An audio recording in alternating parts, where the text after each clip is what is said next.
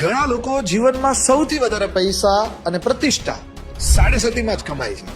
જો હું તમને આવું કહીશ તો તમે મારી વાત પર વિશ્વાસ નહીં કરો. હા, ઘણીવાર લોકો હેરાન પણ થાય છે, પણ એ પહેલા આપણે સમજી લઈએ કે સાડેસતી કોને કહેવાય.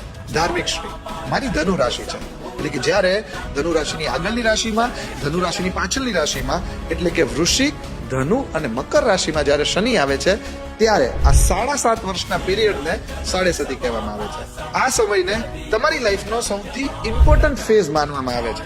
જો શનિ સારો હોય તો સારો, અને જો શનિ ખરાબ હોય તો ખરાબ. ઘણા કેસમાં પૈસા આવે છે પણ ટકતા નથી, અને ઓલમોસ્ટ લાસ્ટ મોમેન્ટ પર કામ અટકી જાય છે. શનિ તમારું હાર્ડવર્ક ખૂબ ટેસ્ટ કરે છે અને તમને ખૂબ જ મહેનત કરાવે છે, પણ તમે તમારી સાડેસતીને એક હર્ડલ્સથી ઓપોર્ચ્યુનિટી બનાવી શકો છો. અને એના માટે આ 3 ઉપાય યાદ રાખો. પહેલું, હર શનિવારે પીપળના પાન ભગવાન વિષ્ણુને અર્પણ કરો, શનિ ચાલીસા વાંચો. બીજું, 7 મુખી રુદ્રાક્ષ ધારણ કરવો જોઈએ પ્રતિષ્ઠિત કરીને. અને ત્રીજું, મજૂર લોકોની સેવા કરો, કારણ કે શનિદેવ માત્ર એક જ વસ્તુ જોવે છે, તમારા કર્મ. અને કહેવાય છે ને, કર્મ હિતનર પાવત નહીં. અને જ્યારે કર્મ સાચા હોય તો સાડેસતી જીવનની સૌથી મોટી ઓપોર્ચ્યુનિટી બની શકે છે. શું તમને ખબર છે તમારી સાડેસતી ક્યારે શરૂ થવાની છે? નહીં?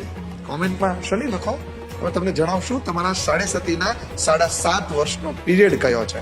જય શનિ મહારાજ.